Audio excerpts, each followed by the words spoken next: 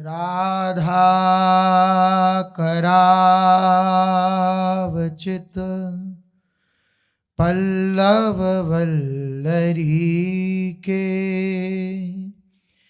Radha पदांक Wilson मधुर स्थली के, राधा यशो मुखरमत खगावली के, राधा विहार विपिने रमता मनो में, प्रेमानंद उत्पुलकितगात्रौ विद्युद्धाराधर समकांति, श्री राधा कृष्णौ मनसि दधानं वन्देऽहं श्रीहितहरिवंशं,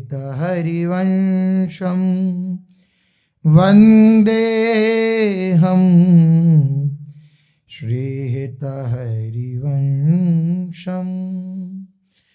राधा राधा राधा राधा राधा राधा राधा राधा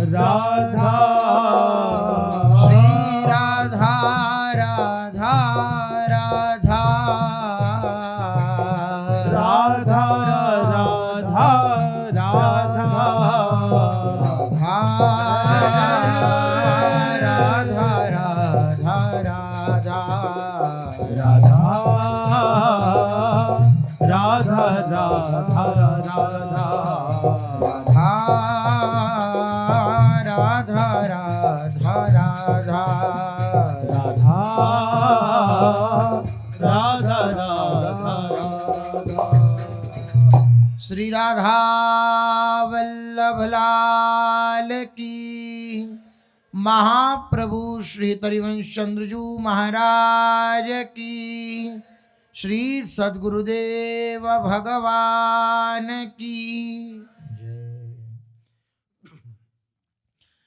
रसघन मोहन मूर्ति ठाकुर श्री राधा वल्लभ लाल जू, अनंतानंत सखियों की प्राण सजीवन मूरी श्री लाडली जू, एवं इन युगल स्वरूपों को हृदय में नित्य नवीन रूप से दुलार करने वाले श्री सद्गुरुदेव भगवान के श्री चरणों में दंडवत प्रणाम है।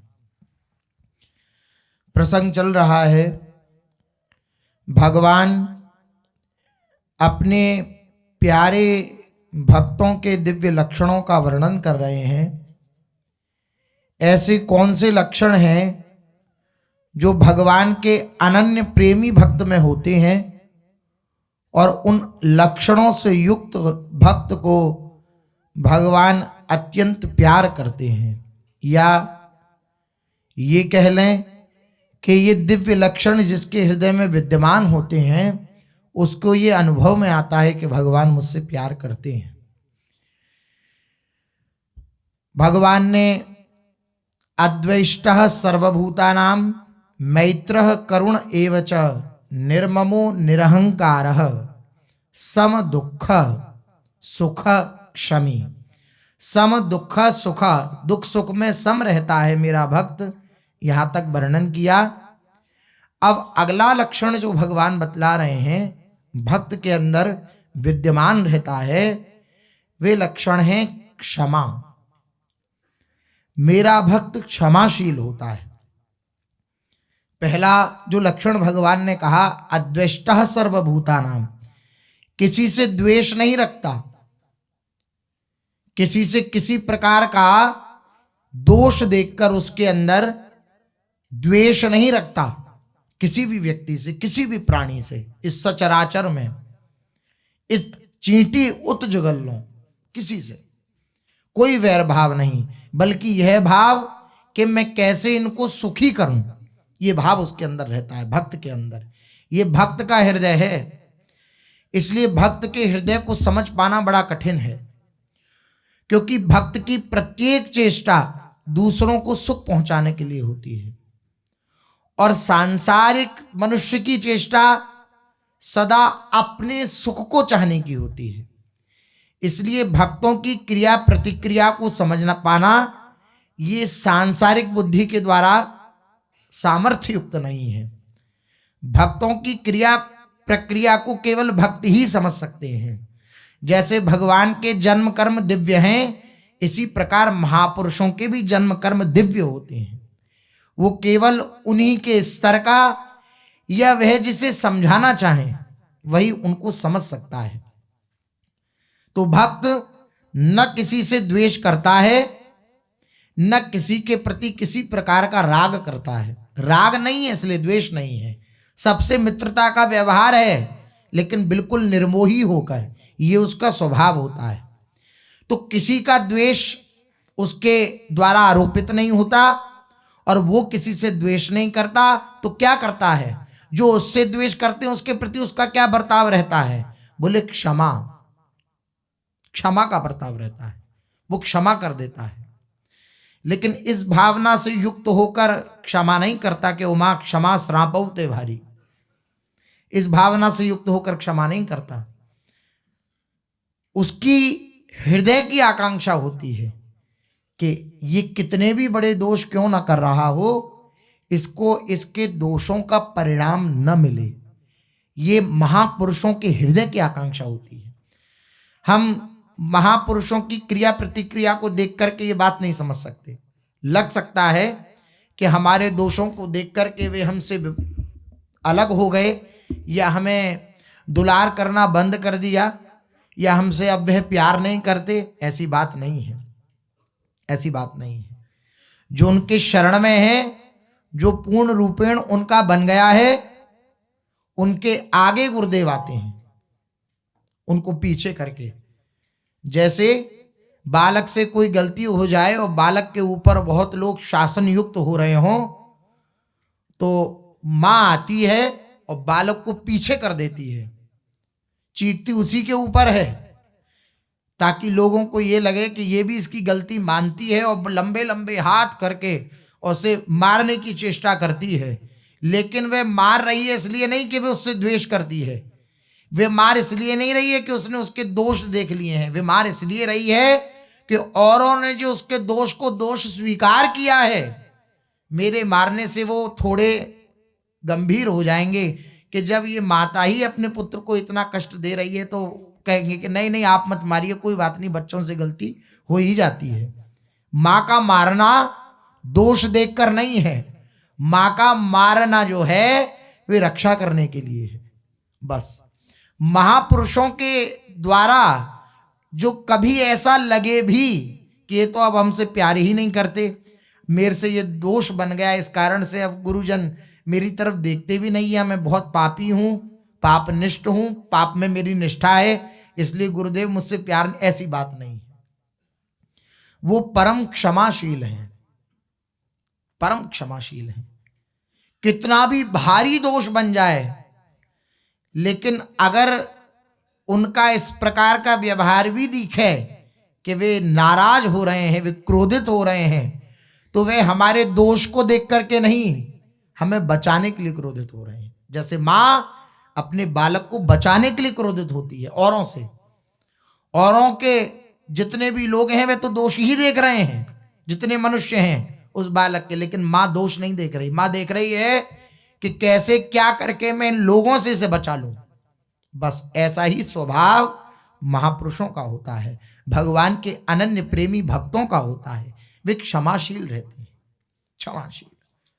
कितना भी भारी उनके प्रति अपराध बन जाए या कितना भी भारी जीवन में अपराध बन जाए, उनकी जो चित्त की वृत्ति रहती है वे क्षमा से युक्त रहती है। कोई बात नहीं, जो हुआ सो हुआ, आगे बढ़ो। कितना भी भारी दोष, संसार में बड़े बड़े अपराध शास्त्रों में वर्णित हैं कि अगर ये बन जाएं तो निश्चित रूप से पतन हो जाएगा, लेकिन गुरुदेव में वे सामर्थ्य है कि उन अपराधों का भी शमन कर सकते हैं। अगर उन्होंने कह दिया कुछ नहीं तो कुछ नहीं, कितना भी भारी अपराध बन जाए, या तो उसका कोई उपाय बतला देंगे, और अगर आप ज्यादा विचलित होंगे तो वो कह देंगे अरे कुछ नहीं, चिंता मत करो, तुम भजन करो। बस उन्होंने ये जो कह दिया, अब किसी प्रकार की कोई बाधा उत्पन्न नहीं हो सकती भजन में। क्या है ये उनकी क्षमाशीलता है। भगवान यही कह रहे हैं, मेरा भक्त कैसा होता है, बोले क्षमाशील होता है। अब पूर्व सिद्धांत जैसा वर्णन हुआ, भगवान का ही गुण भक्त में उतरता है, क्योंकि भगवान क्षमाशील है। सबसे अधिक क्षमा करने वाले अगर कोई हैं इस विश्व ब्रह्मांड में तो भगवान है। श्री ध्रुवदास जी महाराज ने कहा, वे आवे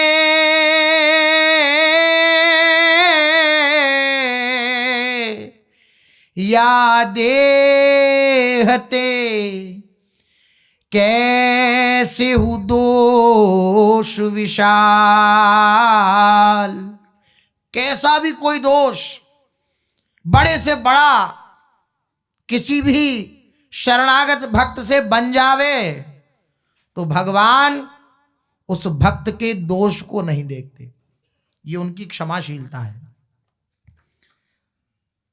संसार के जितने स्वामी हैं, संसार के जितने भी आपसे अपनापन करने वाले हैं, वे आपके गुणों को देख करके आपसे अपनापन करते हैं, लेकिन सदोष को स्वीकार नहीं करता। संसार निर्दोष को स्वीकार करता है। आप देखिए, आप किसी योग्य नहीं होंगे तो संसार आपको स्वीकार नहीं करेगा, पागल कहेगा, मूर्ख कहेगा, लेकिन सदोष को स्वीकार करना तो ये केवल भगवान के बस की बात है और किसी के बस की बात नहीं। सदोष को स्वीकार करना ये केवल और केवल भगवान का स्वभाव है और उनके जनों का स्वभाव है। भगवान की वार्ता हो रही हो अर्थात भक्तों की वार्ता, भक्तों की वार्ता हो रही हो अर्थात भगवान की वार्ता। अर्थात अगर भगवान के स्वभाव का वर्णन हो रहा हो तो आप सच मानिए वही गुरुजनों का स्वभाव है, और गुरुजनों के स्वभाव का वर्णन हो रहा हो तो सच मानिए वही भगवान का स्वभाव है। किसी भी प्रकार का कोई बड़े से बड़ा दोष बन जावे, लेकिन भगवान की क्षमाशीलता ऐसी होती है कि उस उपासक को, उस भक्त को सदोष स्वीकार कर लेते हैं भगवान। आप विचार करिए, पूर्व में कितने दोष हमसे बने और वर्तमान में कितने दोष हमसे बन रहे हैं, लेकिन फिर भी हमें श्री ठाकुर जी ने स्वीकार कर रखा है या नहीं कर रखा? कर रखा है। जब भी उनके धाम में हैं, जब भी उनका नाम ले पा रहे हैं, जब भी उनके धाम का आश्रय ले पा रहे हैं, जब भी किंचन मात्र भी थोड़ा बहुत उनमें चित्त लग रहा है, ये उन्होंने सदोष हमें स्वीकार किया है अपनी क्षमाशीलता के स्वभाव से युक्त होकर, तभी ये संभव हो पा रहा है। अन्यथा ये संभव है? अगर उनका स्वभाव ना हो क्षमा करने का, तो हमारा तो कभी निस्तार ही ना होने पाए। श्री अखंडानंद सरस्वती जी महाराज ने कहा कि दंड के आसन पे तो भगवान ने यमराज को बिठा रखा है दंड विधान करने के लिए, कि 2 दंड, क्या अवश्यमेव भोक्तव्यम कृतम कर्म शुभाशुभम। तो भगवान कहां बैठे हैं? बोले भगवान क्षमा के आसन पर बैठे। आप विचार करिए, अगर वे क्षमा के आसन पे न बैठे हों तो हम लोगों का कभी निस्तार ना हो पाए, कभी हम भगवान की शरणागति को स्वीकार न कर पाए, कभी भगवान की उस दिव्य धाम का दर्शन न कर पाए, कभी भगवान का नाम न ले पाए, कभी भगवान के धाम में निवास न कर पाए, कभी महापुरुषों की सन्निधि को प्राप्त न कर पाए, कभी उनकी कृपा के अधिकारी ना बने अगर उनकी क्षमाशीलता ना हो। तो सबसे बड़े क्षमावान कौन है? भगवान है। वे आवे या देहते कैसे हु दोष विशाल, जो है एक अनन्य व्रत तजत न ताहि गोपाल, जो है एक अनन्य व्रत तजत न ताहि गोपाल। एक अनन्य व्रत ये उनकी शर्त है। क्या? मेरा श्री जी के सिवा। वरना प्रश्न हो सकता है कि संसार में ऐसा कौन है जो दोष से युक्त ना हो, तो फिर सबको भगवान स्वीकार कर लेते होंगे। बोले नहीं, भगवान उसे स्वीकार कर लेते हैं जिसने हाथ खड़े करके कह दिया, हे नाथ मैं आपका, लाडली जू मैं आपका, स्वामी जू मैं आपका। बस अब अवगुण करे समुद्र सम, तो गनत ना अपनो जान, ये मेरा है। तो ये नहीं कह रहे हैं कि अवगुण करता था, नहीं, अवगुण करे समुद्र सम, गनत न अपनो जान, राई के सम भजन को मानत मेरु समान। अगर राई के समान भजन हो गया श्री जी के अनन्य उपासक से, तो लाडली जी कहती है मेरा कितना भजन करता है। राई के सम भजन को मानत मेरु समान। राई के समान, देखिए आप विचार करिए, जो स्थिति बड़ी बड़ी साधनाओं से प्राप्त होने में असंभव सी है, वे स्थिति केवल उपासकों को शरणागति से प्राप्त हो जाती है। एक संत भगवान आए थे, दंडी सन्यासी, क्या कह के गए कि बैकुंठ की स्थिति से भी ऊंची स्थिति में हो अभी तुम लोग। जहां वहां पर अपने संत जन खड़े थे, पूज्य सदगुरुदेव भगवान के सामने उन्होंने कहा कि बैकुंठ धाम की भी स्थिति से ऊंची स्थिति में बैठे हो अभी तुम लोग। ये भजन का प्रभाव है? नहीं, हमारे राई के दाने के समान भी भजन नहीं है, लेकिन उसको मेरू के समान मान लिया श्री जी ने। उसका परिणाम है, उनकी करुणा का परिणाम है, उनकी क्षमाशीलता का परिणाम है। राई के सम भजन को मानत मेरु समान, और अवगुण करे समुद्र सम, तो गनत ना अपनो जान। अवगुण बन जाए बड़े से बड़े, तो लाडली जो बस ये देखती हैं किसका है, मेरा है, बस सब रफा दफा हो जाएगा। किसी प्रकार के किसी भी दोष का कोई भी परिणाम नहीं भुगतना पड़ेगा, बस अहंकार ना हो। साधक के जीवन में कभी गिरना होता है ना, तो दोषों के कारण गिरना नहीं होता, अहंकार के कारण गिरना होता है। भगवान का तो स्वभाव है सदोष को स्वीकार करना, निर्दोष को स्वीकार करना, ये संसार का स्वभाव है। गुणमानी संसार, गुणमानी, गुण को मान्यता प्रदान करने वाला संसार है।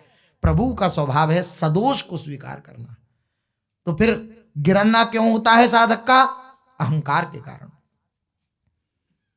दोष है उसके अंदर लेकिन दैन्यता नहीं है, तो फिर गिरना पड़ेगा। भगवान दैन्यता से युक्त करेंगे, हे लाडली जू जैसा भी हूं आपका हूं, तो पार हो जाएगी नैया। अहंकार का स्वरूप क्योंकि यही होता है, वो दूसरों के अंदर दोषारोपण करने लगता है। अहंकारी जहां अपने दूसरों के अंदर दोष देखना प्रारंभ करे, वहां बस आपके दोषों की जांच होने लग जाएगी। और आपने दूसरों के दोषों को देखना बंद कर दिया तो आपके दोषों को भी नहीं देखा जाएगा। ये यहाँ का सिद्धांत है।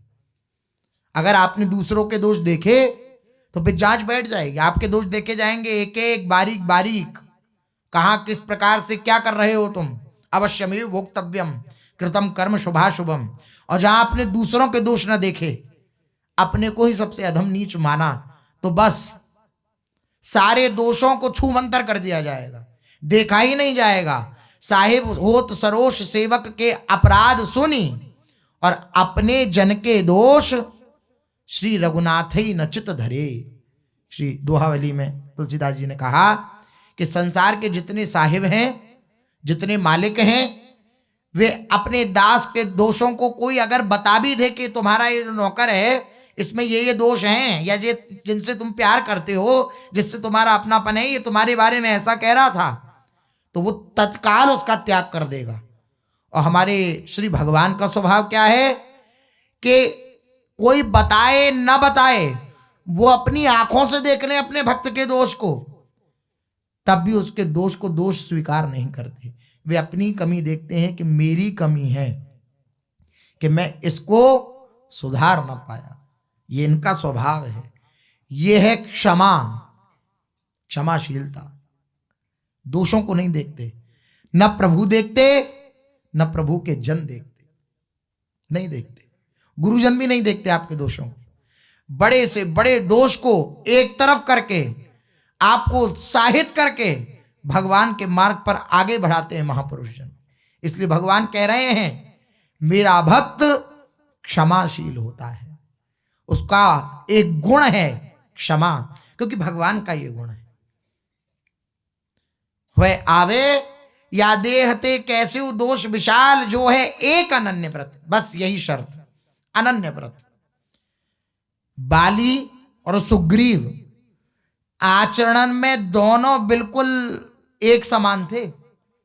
उनके जीवन को आप देखें तो जैसा बाली है वैसे ही आचरण से युक्त सुग्रीव है। इसलिए बाली को जब छुप करके भगवान ने मारा तो बाली ने प्रश्न किया कि नाथ, मैं बैरी सुग्रीव प्यारा, कारण कवन नाथ मोहि मारा। मैं बैरी हो गया आपका और सुग्रीव आपका प्यारा हो गया, क्या कारण है? मैं जानता हूं कि दोषों में हम दोनों समान हैं, मैं भी उन्हीं दोषों से युक्त हूं जिन दोषों से ये युक्त है। आपने इसे बचा लिया और मुझे मार दिया, क्या कारण है? रघुनाथ जी ने कहा तुम जानते नहीं ये मेरा शरणागत है, बस अनन्य व्रत। इसने मुझे स्वीकार कर लिया है, इसने मुझे अपना सखा बना लिया है।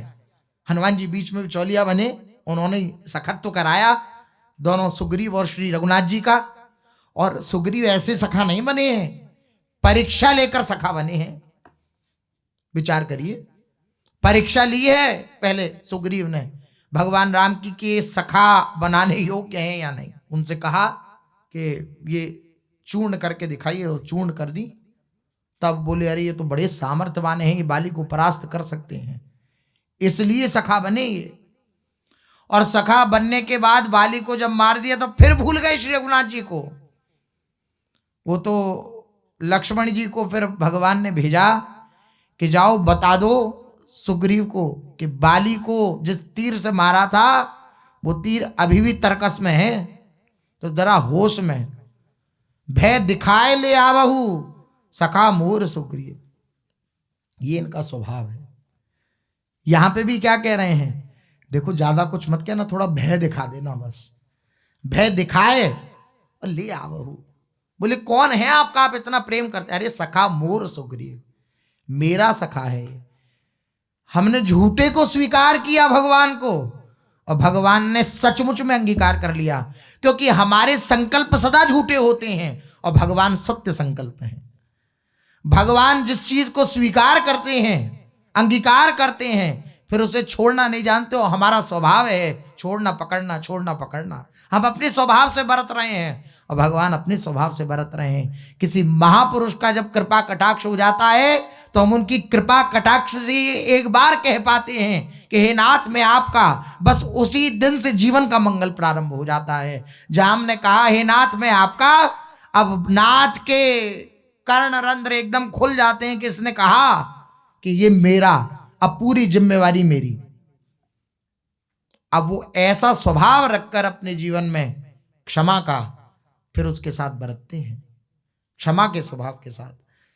बड़ा आनंदित कर देने वाला ये दिव्य सूत्र है, दिव्य गुण है क्षमा का गुण। क्षमा, सबको क्षमा करना, ये अनन्य भक्त की पहचान है और यही भगवान का स्वभाव है। कैसा? अनन्य व्रत अगर हो तो भगवान सब क्षमा कर देंगे। जैसे दुर्दास जी कह रहे हैं, जो घरनी है अति बुरी, पति नहीं छाणत वाही, देखत ही पर पुरुष तन, तजत तिही चिन्हताही। जैसे घरनी है, पत्नी है किसी की, बहुत झगड़ालू है, बहुत झगड़ती है, लेकिन अनन्य है अपने पति की, पतिव्रता है, भले ही लड़ती झगड़ती है, भले ही हर प्रकार से, लेकिन प्यार बहुत करती है अपने पति से। पति मुस्कुराकर सब सहन कर लेगा क्योंकि ये अनन्य है हमारी, ये हमसे बहुत प्यार करती है और खूब प्रेम दिखावे, खूब अच्छे अच्छे पकवान बना के खवावे, लेकिन पर पुरुष से संबंध हो तो उसे पति स्वीकार कर लेगा क्या? नहीं। बस यही स्वभाव प्रभु का है। बहुत बुरे हैं हम, बुरा में बहुत बुरा हूं, बहुत बुरे हैं हम, लेकिन प्रभु के सिवा हमारा कोई नहीं है, भगवान के सिवा हमारा कोई नहीं है। तो भगवान बिल्कुल मुस्कुराते हुए हमारी बुराई को सहन कर जाएंगे, क्षमा करते रहेंगे और आपको कभी छोड़ेंगे नहीं। और जहां आपने खूब अच्छा भगवान के सामने बनने की कोशिश करी, भगवान के सामने कहते रहे मैं आपका, और बाहर भी दूसरी अन्य जगह भी कहते रहे मैं तुम्हारा, मैं तुमसे प्यार करता हूं, मैं तुमको बहुत अपना मानता हूं, ऐसा अगर कहने लगे तो फिर भगवान कहते हैं कि धोखेबाज है, क्योंकि हमें तो बिल्कुल सबकी ममता ताग बटोरी वाला सिद्धांत चाहिए। मम पद मन ही बांध बर डोरी, ये सिद्धांत चाहिए। सारी आसक्ति को छोड़कर मेरे में केवल आसक्ति कर ले तो मैं उसके किसी प्रकार के दोषों को देखता ही नहीं। ये स्वभाव है, ये स्वभाव है प्रभु का। नवल किशोरी कुंवरी की सहज ही ऐसी बानी, ये उनका स्वभाव है। ताको संग न छाड़ही, नै कुशरण गहयानी, नै कुशरण गहयानी। झूठे को भी शरणागत हो गया है। झूठे का शरणागत वचन का। अब वचन से भी किसी से नहीं कहता मैं आपका, केवल प्रभु से ही कहता है। झूठे को भी शरणागत हो गया है। तो हमारी लाडली जू की ये बानी है, ये स्वभाव है कि अगर झूठे को भी कोई शरणागत हो गया है, झूठे को भी अपनापन श्री जी से धारण कर लिया है, तो ताको संग न छाड़ी, उसका संग कभी नहीं छोड़ती लाडली जू। है ऐसा कोई संसार में आपका संग देने वाला, साथ देने वाला, कि आपके दोषों को स्वीकार करके सदोष आपको स्वीकार कर ले? है ऐसा कोई? नहीं है।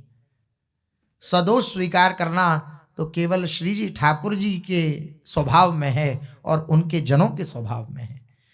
प्रीतम हु के प्रणय है, यही प्रीतम का स्वभाव है। श्री लालजू महाराज का भी यही स्वभाव है कि उसका संग कभी नहीं त्यागते।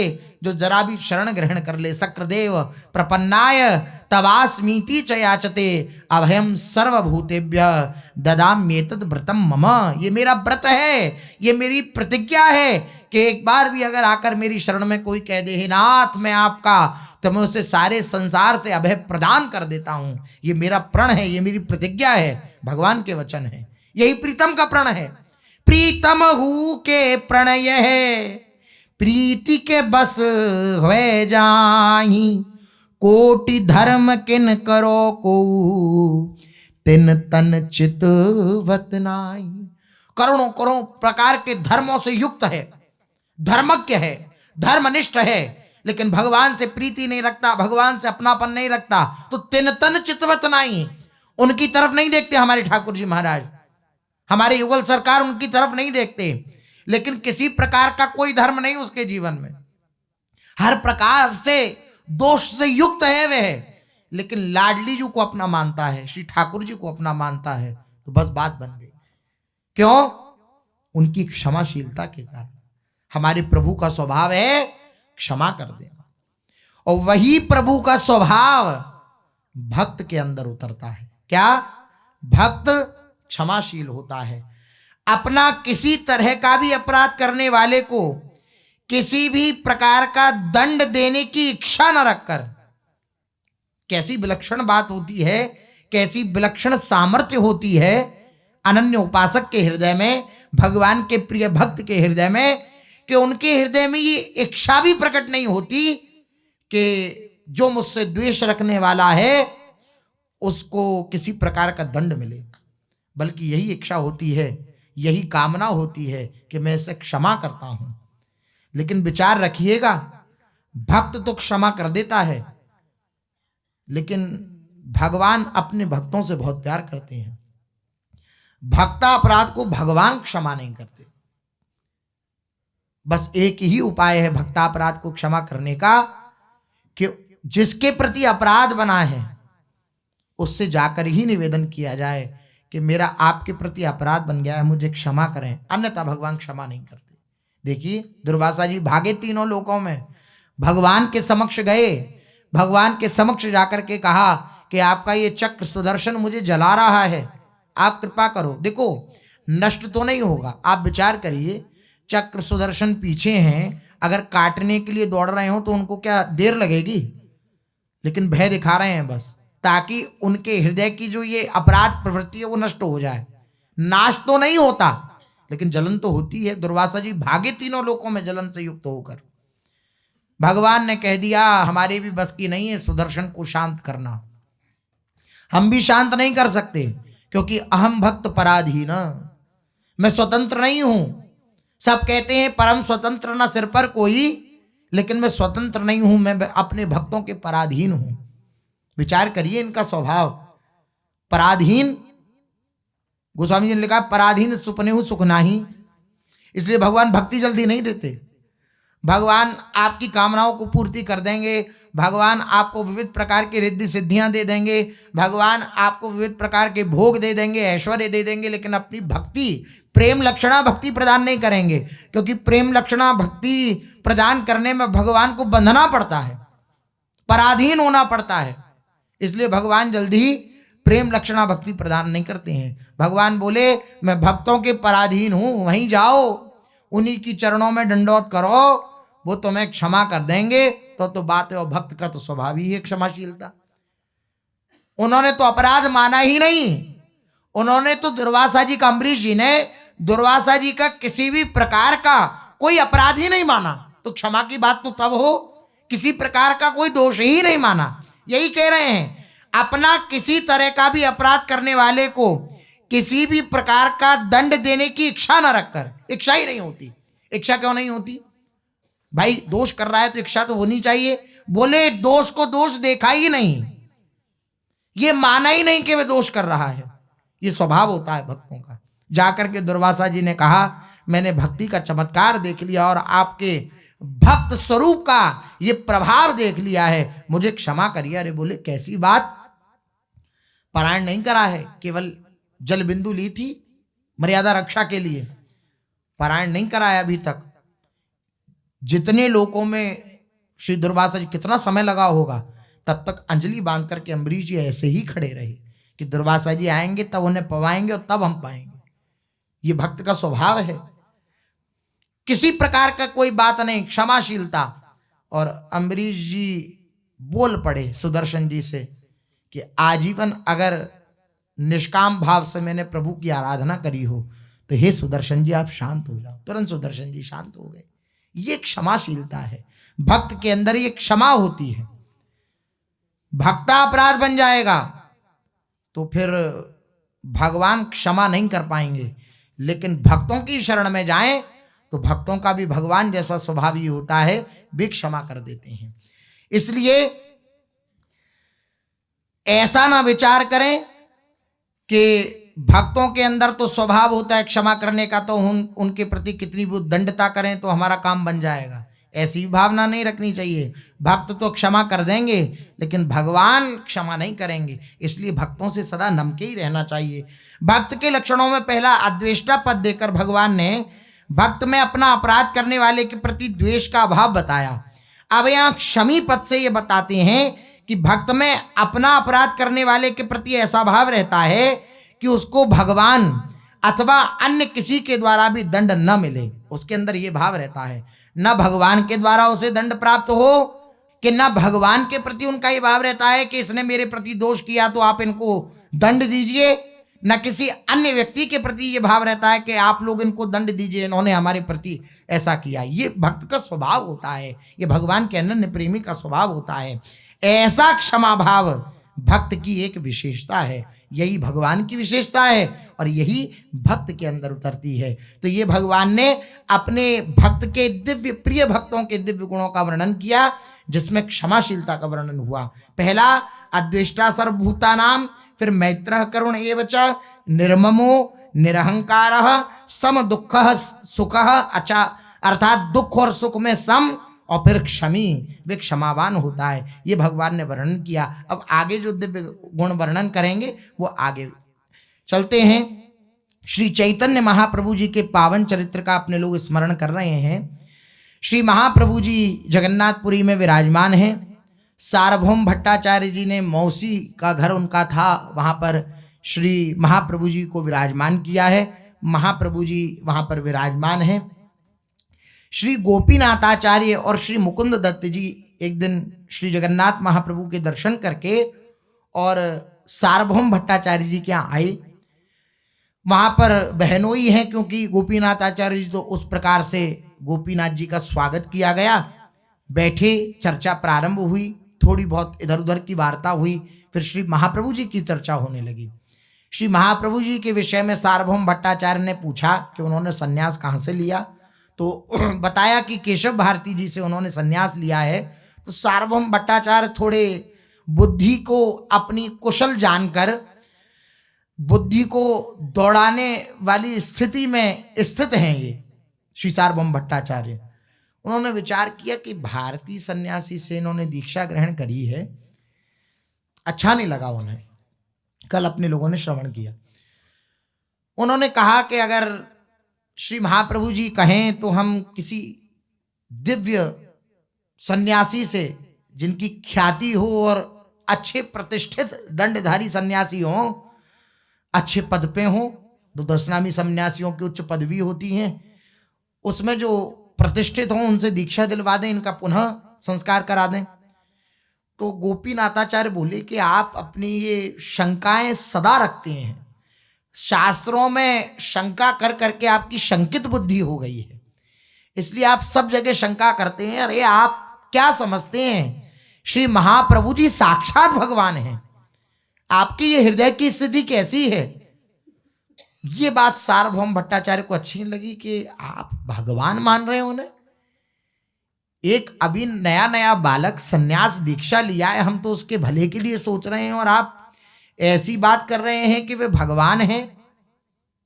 अरे ऐसा भी कुछ है। बोले अरे आप मानते क्यों नहीं, वे केवल लोक शिक्षा के लिए उन्होंने सन्यास ग्रहण किया है, अन्यथा उन्हें कुछ भी ग्रहण करने की आवश्यकता नहीं है, वह स्वतः सिद्ध हैं, समस्त गुण उनके अंदर विद्यमान है।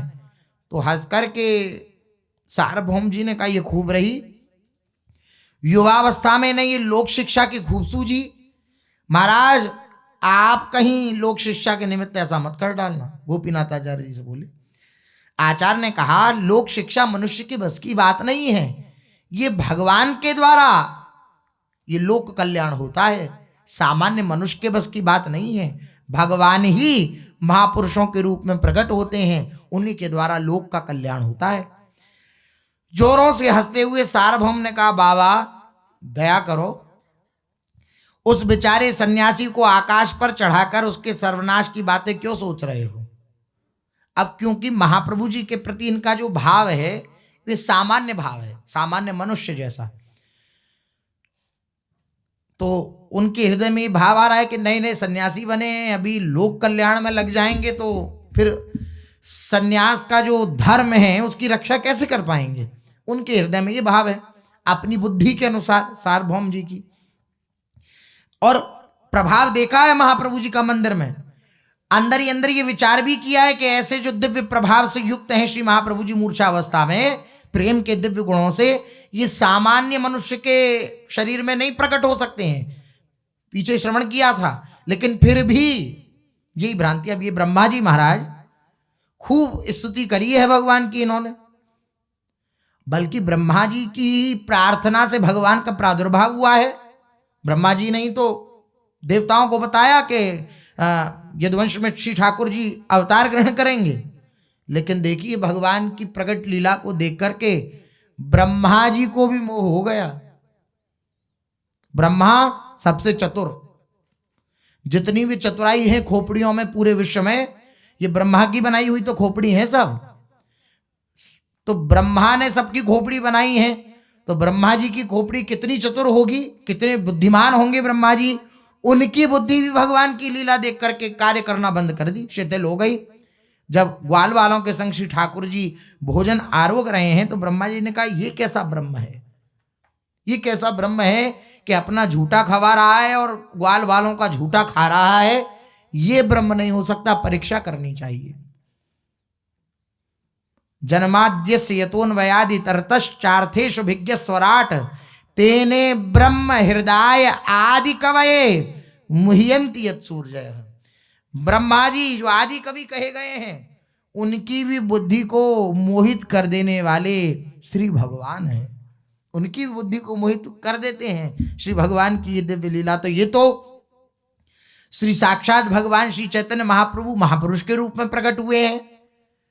पीछे प्रभाव देखा लेकिन बुद्धि मोहित हो। बोले सामान्य बालक को तुम आकाश पर चढ़ा करके उसका पतन करना चाहते हो, हमें लगता है।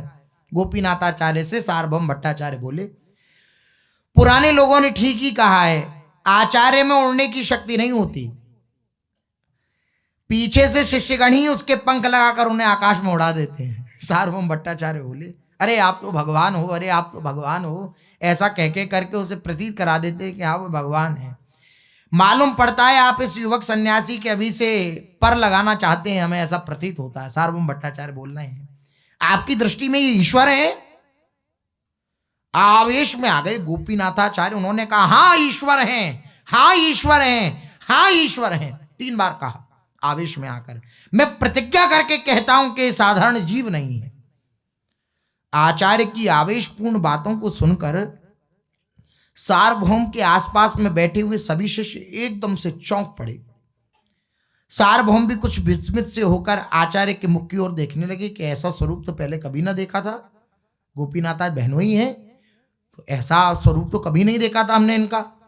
थोड़ी देर के पश्चात हंसते हुए सार्वभौम बोले, माहौल जो गंभीर हो गया था उसको थोड़ा साधारण करते हुए हंसते हुए बोले कि मुख आपके घर का है,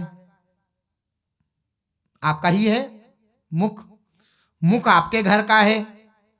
जीव भी उधार लेने किसी के पास जाना नहीं पड़ता, तो जो आपके मन में आवे वे अनाप शनाप कहते रहे। किंतु आपने तो शास्त्रों का अध्ययन किया है, भगवान के अवतार तीनों ही युगों में होते हैं, कलिकाल में इस प्रकार के अवतारों की बात कहीं भी सुनी नहीं गई है। फिर अवतार तो सब गिने गिनाए हैं, 24 अवतार कहे जाते हैं, उनमें तो हमने ऐसा अवतार कहीं सुना नहीं। वैसे तो जीव मात्र ही भगवान का अंश होने से भगवान का अवतार है जीव मात्र ही, इसलिए कह दिया गया शास्त्रों में कि अवतारा असंख्येया, अवतारा ही असंख्येया, हरे सत्व निधिर द्विजा यथा विदासीन कुल्या सरसस्यु सहस्रशः। श्रीमद् भागवत में ये बात कही गई है। जिस प्रकार अक्षय सरोवरों में से सहस्त्रों छोटी छोटी नदियां निकलती रहती हैं, उसी प्रकार सत्य गुण से समुद्र श्री हरि से भी असंख्य अवतार होते रहते हैं। भागवत में कहा, इस श्लोक के अनुसार असंख्य अवतार भी माने जाते हैं और वे आवश्यकता पड़ने पर सब युगों में उत्पन्न हो सकते हैं, किंतु उनकी गणना अंशांश अवतारों में की गई है। साक्षात अवतार आपने कहा वे साक्षात परब्रह्म ईश्वर हैं, इस दृष्टि से आप इन सन्यासी को अवतार कहते तो हमें कोई आपत्ति नहीं है, किंतु ये ही साक्षात सनातन परब्रह्म है, सो कैसे हो सकता है? सब भगवान के अंश हैं, इस प्रकार से सब अवतार कहे हैं, ठीक है, हम इस बात को मान लेते हैं, लेकिन यही साक्षात परब्रह्म है, इस बात को हम नहीं मानेंगे। भगवान श्री कृष्ण ही सनातन पूर्ण ब्रह्म हैं, उनका अवतार युगों में नहीं होता, कल्पों में भी नहीं होता, कभी सैकड़ों हजारों युगों के पश्चात वे अवतीर्ण होते हैं। इसलिए आप कोरी भावुकता की बातें कर रहे हैं। आचार्य ने कहा, गोपीनाथाचार्य ने, कि मालूम पड़ता है बहुत शास्त्रों की आलोचना करने से शास्त्रों के वाक्यों को भी आप भूल गए हैं। गोपीनाथ जी ने कहा, आप जानते हैं नित्य अवतार के लिए कोई नियम नहीं है, उनका रहस्य शास्त्र क्या समझ सकें, यह तो शास्त्रातीत विषय है। नित्य अवतार का कभी तिरोभाव नहीं होता, वह तो एक रस होकर सदा संसार में व्याप्त रहता है। किसी भाग्यवान को ही वे गुरु रूप से प्राप्त होते हैं, और जिस पर उनका अनुग्रह होता है वही उनका कृपा पात्र बन सकता है। एक नित्य अवतार होते हैं, एक नैमित्तिक अवतार होते हैं। जो अवतार लीला भगवान आकर के करते हैं वे नैमित्तिक लीला होती है, और जो नित्य लीला होती है वो नित्य अवतार स्वरूप जो होता है श्री ठाकुर जी का, उसके द्वारा होती है। तो वही बात कह रहे हैं, वही नित्य अवतार गुरु रूप में आते हैं। जिस प्रकार से गोपीनाथाचार्य जी कह रहे हैं कि वही नित्य अवतार गुरु स्वरूप में प्रकट होते हैं। हंसते हुए सार्वभौम ने कहा, अब ये नित्यावतार कौन सी नई वस्तु आपने खोज कर ली? आचार्य ने कुछ क्षोभ के स्वर में कहा कि आपको तो समझाना इसी प्रकार है जैसे ऊसर भूमि में बीज बोना। परिश्रम तो व्यर्थ जाता ही है, साथ भी बीज का नाश भी हो जाता है। तो आपसे दिमाग मारना पत्थर से सर मारना है, इसलिए अपना ही सर फूटेगा, आपको समझ में नहीं आएगी। कुछ विनोद के स्वर में सार्वभौम जी ने कहा कि उपजाऊ भूमि के चरणों में मैं प्रणाम करता हूं। गोपीनाथाचार्य जी को कि आप तो उपजाऊ भूमि हैं, मैं बंजर भूमि हूं, ठीक है, चलो आप उपजाऊ भूमि, तो आपकी उपजाऊ भूमि में मैं प्रणाम करता हूं, और उस उपजाऊ भूमि से मैं प्रार्थना करता हूं कि हमारे ऊपर भी कृपा करे। आप आपे से बाहर क्यों हो रहे हैं, हमें समझाइए, आप किस प्रकार इन्हें साक्षात ईश्वर मानते हैं। आचार्य ने कहा कि सोते को तो जगाया भी जा सकता है, किंतु जो जागता हुआ भी सोने का बहाना करता है उसे भला कौन जगा सकता है? कोई सो रहा हो उसे तो जगाया जा सकता है, और कोई जग रहा हो और सोने का नाटक कर रहा हो उसे कौन जगा सकता है? आप जानबूझकर भी अनजानों किसी बातें कर रहे हैं। अब आपकी बुद्धि को मैं क्या कहूं, आप जानते नहीं इस बात को कि गुरु साक्षात परब्रह्म तस्मै श्री गुरुवे नमः, इस उक्ति को क्या नहीं जानते? इसमें गुरु को साक्षात परम ब्रह्म बतलाया गया है। क्या गुरु साक्षात परब्रह्म नहीं है? जिनकी संगति से श्री कृष्ण पदार विंदों में अनुराग हो, उनमें और श्री कृष्ण में कुछ भी भेद नहीं समझना चाहिए। गुरु महिमा का वर्णन श्री गोपीनाथ जी ने किया।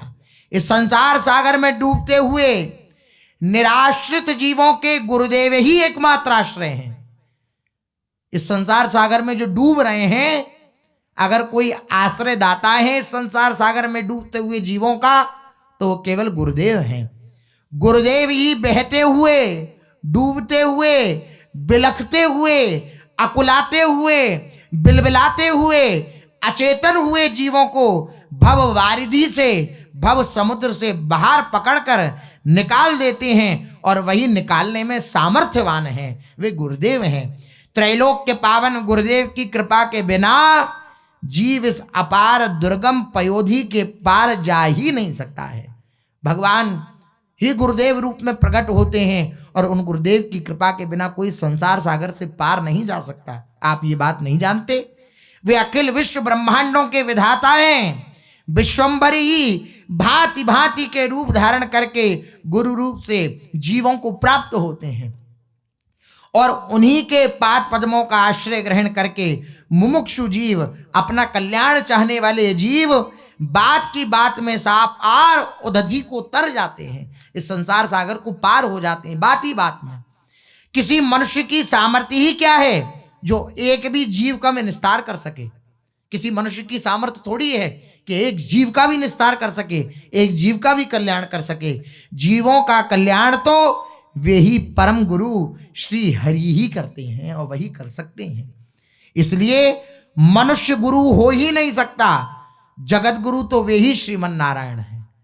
अर्थात जो हमें गुरुदेव मिले हैं वे मनुष्य नहीं हैं, वे साक्षात परब्रह्म हैं।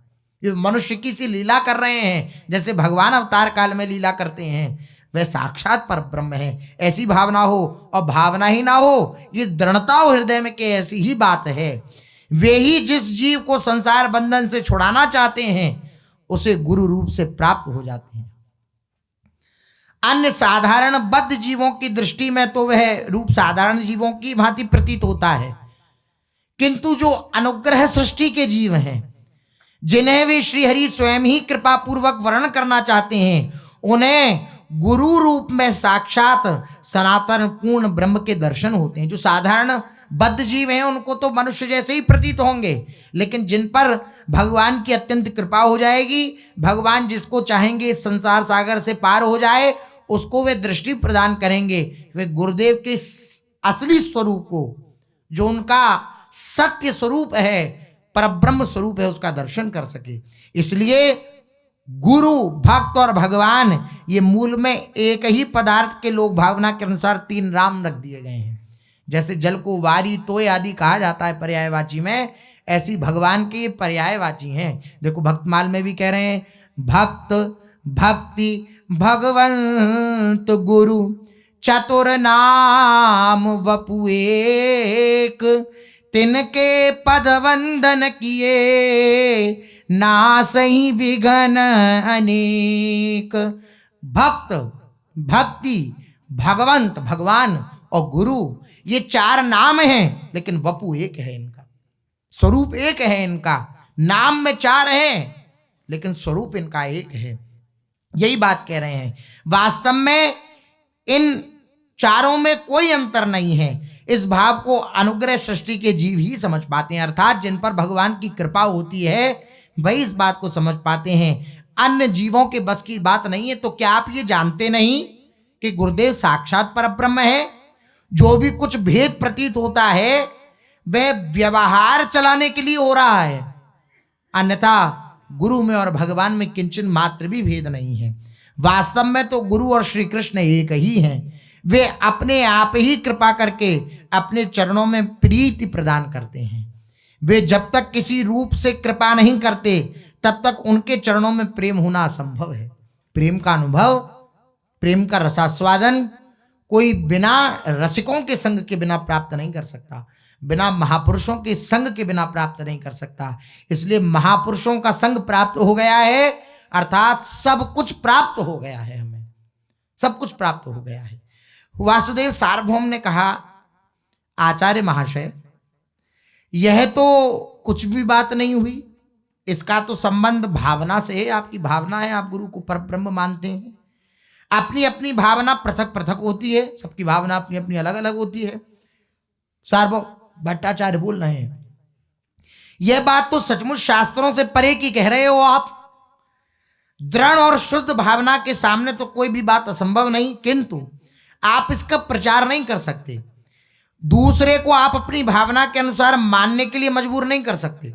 सार्वभौम जी ने कहा, आपकी उन सन्यासी युवक में गुरु भावना या परब्रह्म की भावना है तो ठीक है, किंतु हम भी आपकी बातों से सहमत हों और इस बात का आग्रह करना कि आप भी उन्हें परब्रह्म मानो, ये जो आप कह रहे हो यह आपकी अनधिकारिक चेष्टा है। आप स्वयं मान सकते हो अपनी भावना के अनुसार, लेकिन दूसरों को मजबूर नहीं कर सकते। हम उन्हें एक साधारण सन्यासी ही समझते हैं। वैसे वे बेचारे बड़े सरल हैं, भगवान की उनके ऊपर बड़ी कृपा है। इस अल्पावस्था में भगवान के पाद पद्मों में इतना अनुराग, ऐसा अलौकिक त्याग, इतना अद्भुत वैराग्य सब साधुओं में नहीं मिल सकता है जैसा इनके अंदर दर्शन में आता है। हम ये बात मानते हैं। सार्वभौम जी कह रहे हैं, बहुत खोजने पर लाखों करोड़ों में ऐसा अनुराग मिलेगा। हम उनके त्याग का, उनके वैराग्य का और उनके भगवत प्रेम का बहुत बहुत सम्मान करते हैं, किंतु उन्हें आपकी तरह ईश्वर मानकर लोगों में अवतार पने का प्रचार करें, यह हमारी शक्ति के बाहर की बात है। सार्वभौम जी ने कहा। आचार्य ने कुछ दृढ़ता के स्वर में कहा, अच्छी बात है, देख लिया जाएगा। क्योंकि जानते हैं ना, महाप्रभु की दृष्टि जिस पर पड़ गई वो उनका हुए बिना रह नहीं सकता, वो उनके स्वरूप को जान ही जाएगा। तो थोड़ी दृढ़ता के स्वर में गोपीनाथ जी ने कहा कि अच्छा ऐसी बात है तो देख लिया जाएगा। कब तक आपके ये भाव रहते हैं ये भी हम देख लेंगे, आप भी यहीं हैं और हम भी यहीं हैं। इस प्रसंग को समाप्त करने की इच्छा से बात के प्रभाव को बदलते हुए सार्वभौम जी ने कहा, अरे आप तो हमारे जो कुछ हो सो हो ही, हमारी किसी बात को बुरा मत मानना, हमारा आपका तो संबंध ही ऐसा है, कोई अनुचित बात मुंह से निकल गई हो तो क्षमा कर देना। आचार्य ने कुछ उपेक्षा सी करते हुए कहा, अरे क्षमा की इसमें कौन सी बात है, मैं भगवान से प्रार्थना करूंगा कि आपके नास्तिकों के से विचारों में थोड़ा परिवर्तन आवे और आपको वह अपनी कृपा का भाजन बनावे, में भगवान से प्रार्थना करूंगा।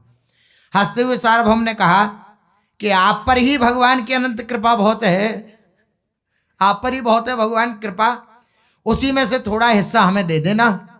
हाँ, उन सन्यासी महाराज को कल हमारे ओर से भोजन निमंत्रण है, उनको बुलवा के लाना, भोजन प्रसादी भिक्षा कराने की इच्छा है उन्हें, कल हमारी इच्छा है यहीं वे हमारे घर पर आकर के भिक्षा पाएं। इसके अनंतर कुछ और इधर उधर की दो चार बातें हुई और अंत में मुकुंद दत्त के साथ गोपीनाथाचार्य प्रभु के स्थान के लिए चले गए जहां महाप्रभु जी विराजमान है। सार्वभौम की शुष्क तर्कों से युक्त जो बातें हुई वो मुकुंद दत्त जी के हृदय को क्षुभित कर रही थी, उन्हें बड़ा दुख हुआ ये सब वार्ता सुनकर। आचार्य भी कुछ उदास से थे। गोपीनाथाचार्य महाप्रभु के समीप पहुंचकर गोपीनाथाचार्य जी ने सार्वभौम से जो जो बातें हुई थी वो सब महाप्रभु जी को कह दी संक्षेप में। महाप्रभु को कहते हुए श्री गोपीनाथाचार्य बोले, प्रभु मुझे और किसी बात से दुख नहीं है, दुख का प्रधान कारण यह है कि सार्वभौम अपने होकर के, अपने ही जन होकर के इस प्रकार के विचार रखते हैं। प्रभु अब उनके ऊपर कृपा होनी चाहिए।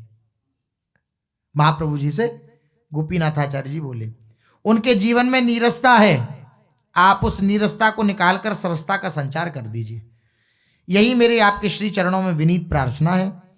महाप्रभु कुछ संकोच में आए और संकोच में अपनी दीनता दिखाते हुए बोले, अरे आचार्य महाशय, ये आप कैसी भूली भूली सी बातें करते हैं, सार्वभौम तो हमारे पूज्य हैं, मान्य हैं, वे मुझ पर पुत्र की भांति स्नेह रखते हैं, उनसे बढ़कर पुरी में मेरा दूसरा शुभचिंतक कौन होगा, वे मुझसे अत्यंत प्यार करते हैं, उन्हीं के पाद पद्मों की छाया लेकर तो मैं यहाँ पड़ा हुआ हूं, वे मेरे लिए जो भी कुछ सोचें उसी में मेरा कल्याण है, जिस बात से उन्हें मेरे अमंगल की संभावना होगी उसे वे अवश्य ही बता देंगे, इसी बात में तो मेरी भलाई है।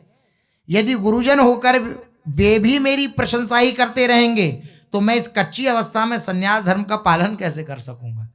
श्री महाप्रभु जी अपनी दैन्यता वर्णन कर रहे हैं। आप उनकी किसी भी बात का बुरा ना माने और सदा उनके प्रति पूज्य भाव रखें, वे मेरे आपके सबके पूज्य हैं, वे शिक्षक हैं, वे उपदेष्टा हैं, वे आचार्य हैं, हमारे हित चिंतक हैं। इस प्रकार नम्रता पूर्वक आचार्य को समझाकर महाप्रभु ने उन्हें विदा किया और आप भक्तों के सहित श्री कृष्ण कीर्तन करने लगे। सार्वभौम भट्टाचार्य विद्वान थे, पंडित थे, शास्त्रज्ञ थे और वर्णाश्रम धर्म में श्रद्धा रखते थे। किसी प्रकार का कोई धर्म पालन में कोई ऐसा नहीं था कि प्रमाद हो, तो निष्काम हृदय में रखकर धर्म का जो पालन करता है उसे भगवत प्रेम की प्राप्ति होती है। तो भगवान श्री चैतन्य महाप्रभु की कृपा होना स्वाभाविक था उनके ऊपर, क्योंकि हर प्रकार से धर्म से युक्त थे। वे शास्त्रोक्त वैदिक कर्मों को भी वे यथाशक्ति करते थे और घर पर आते हुए साधु अभ्यगतों का प्रेम पूर्वक सत्कार करते, अंदर ही अंदर प्रभु प्राप्ति के लिए छटपटाते भी थे। ऐसी इनकी स्थिति थी। ऐसी दशा में वे भगवत कृपा के सर्वथा योग्य थे, उन्हें साधु समागम मिलना ही चाहिए था, वो मिल रहा है।